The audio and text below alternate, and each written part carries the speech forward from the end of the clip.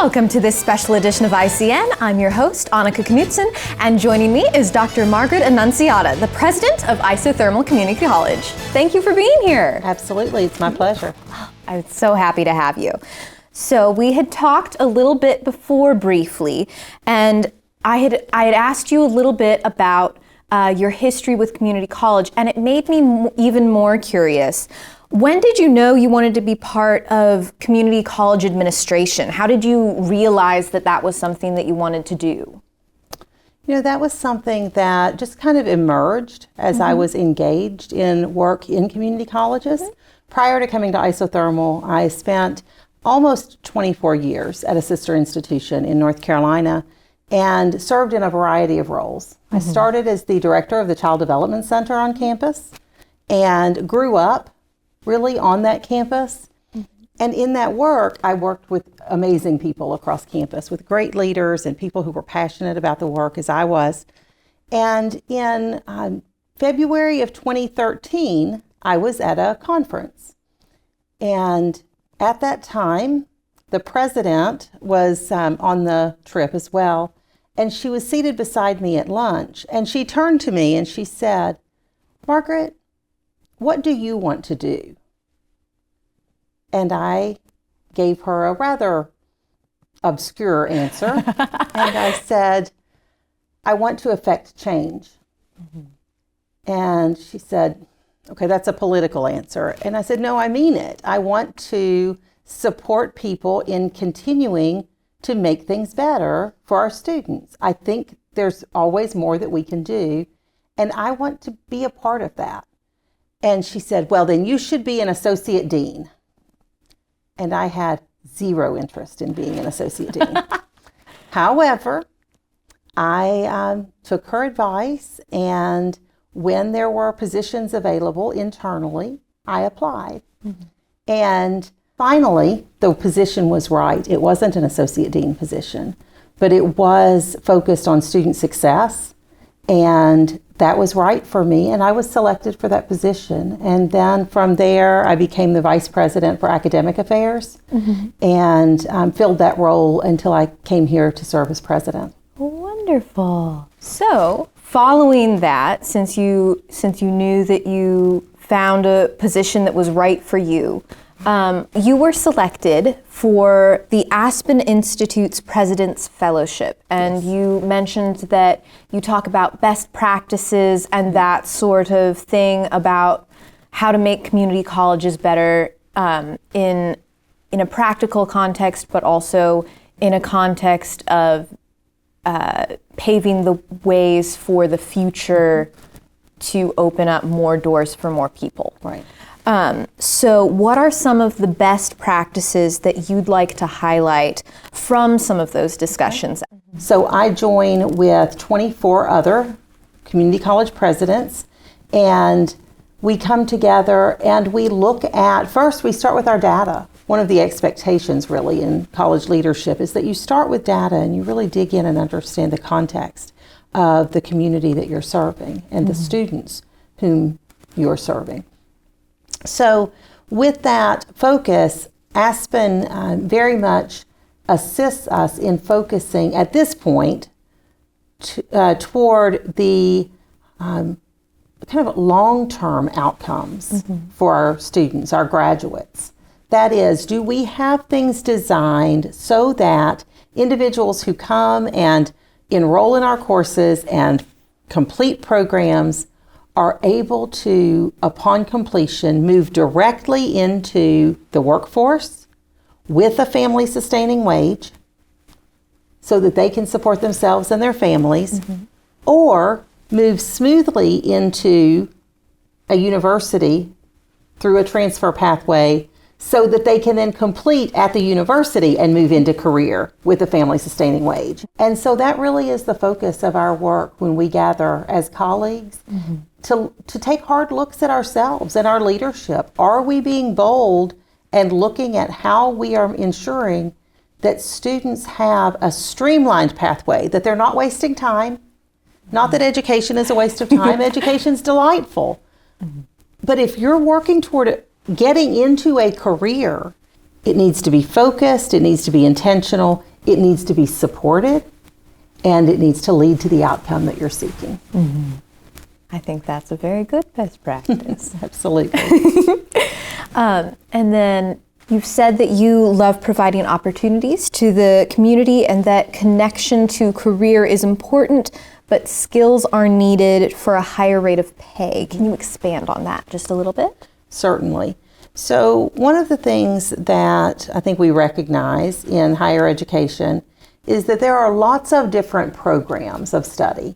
Some of those programs provide immediate benefit in terms of high skill and high wage opportunities.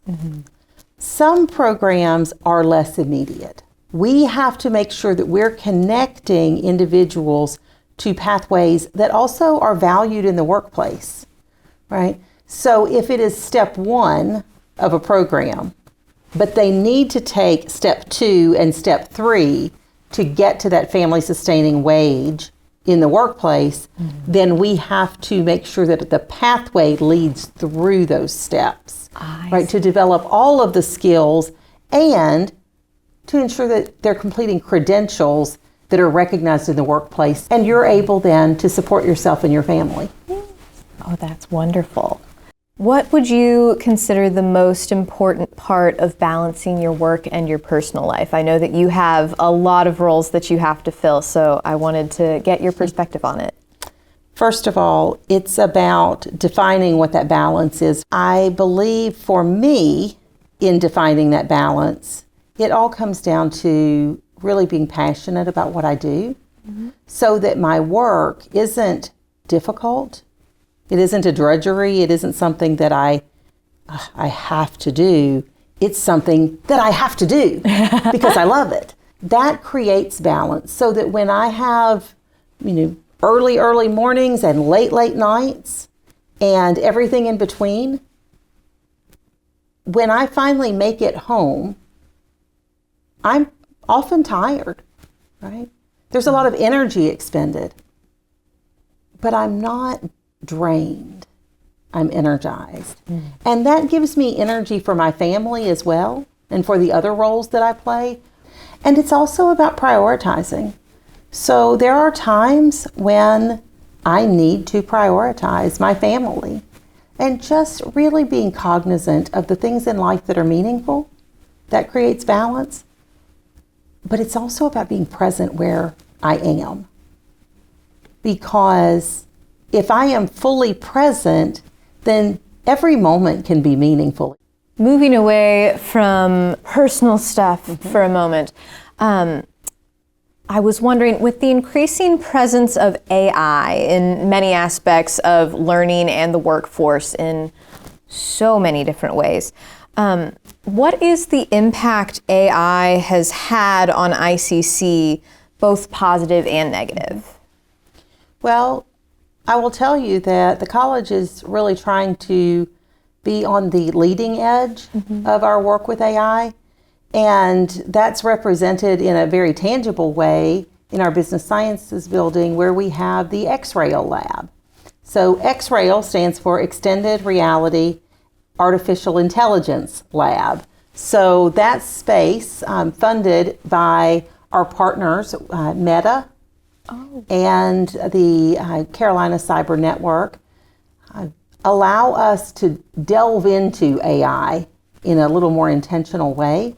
That's a new space that we just brought online in the spring, and so we'll be using that to support our investigation and exploration of AI, but also for students, because our work is about preparing students for the future, and AI most certainly is a part of that future. Many people have likened it to a calculator, right? And back in the 1900s, calculators were, initially seen as a threat to students learning math. And now they are just an expectation. And so it's about how we use the tools. AI is very much the same thing, much more complex, but also very real.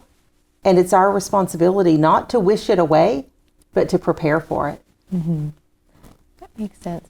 It does remind me, on most of the syllabi that I've seen at this college, there's always been an AI statement. And as far as I'm aware, professors are able to choose between 3 options where you can either choose to allow no AI whatsoever, to allow it in controlled specific circumstances. And then the third option, I'm not sure I've seen it before, but where it just kind of allows whatever usage. How were those 3 options decided on as something for the professors to decide rather than have it be a blanket statement across the whole college? So it's really important for faculty to make determinations about their content and their instruction. And AI usage needs to be a faculty decision as it relates to the types of assignments in their courses and the goals of those assignments. So by allowing faculty to design what the options would be, right? Those were not options that I created and I said, here, go forth and you must. It's engaging faculty and saying, what makes sense? We need some guidelines to support all of us in our work. What makes sense in our courses?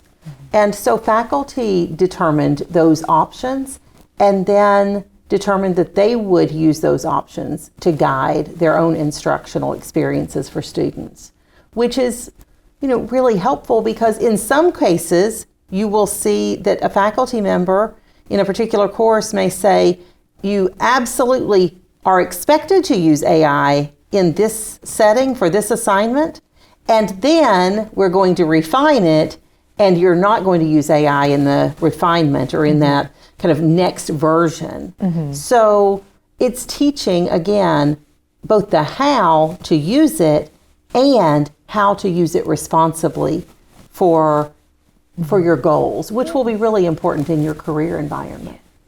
In many different environments, I imagine. Once things play out a little bit further, I think there's going to be a lot of it everywhere. Absolutely.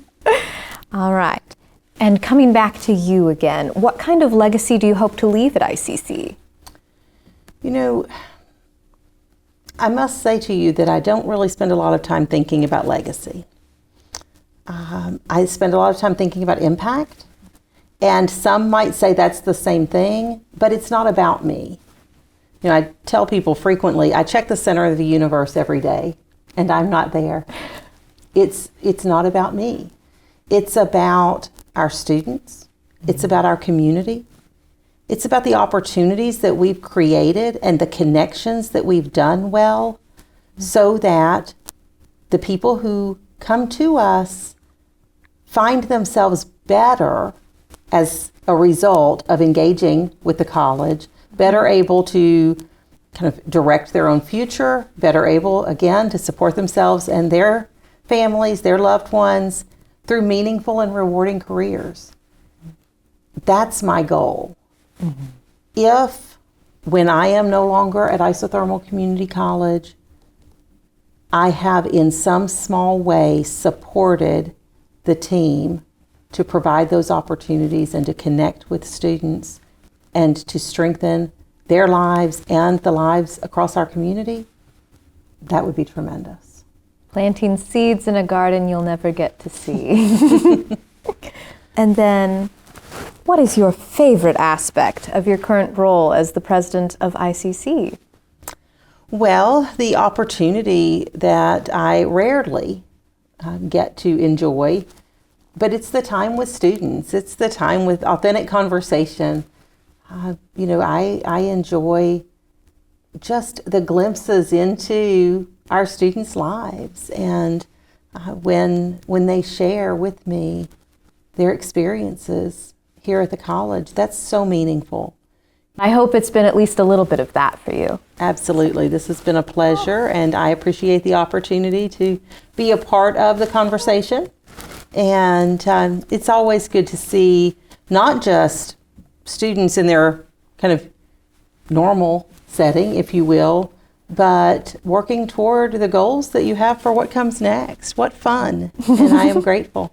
Yay. Thank you so much for joining me today. I really appreciate you taking the time out of your schedule for it. I know that you have so many different things coming on. You just came from a groundbreaking ceremony. It's very kind of you to be able to make it out here. Absolutely my pleasure. Thank you so much. Thank you. And thank you for watching this special edition interview of ICN. I'm Annika Knudson. This is Dr. Margaret Annunziata, and we hope to see you next time.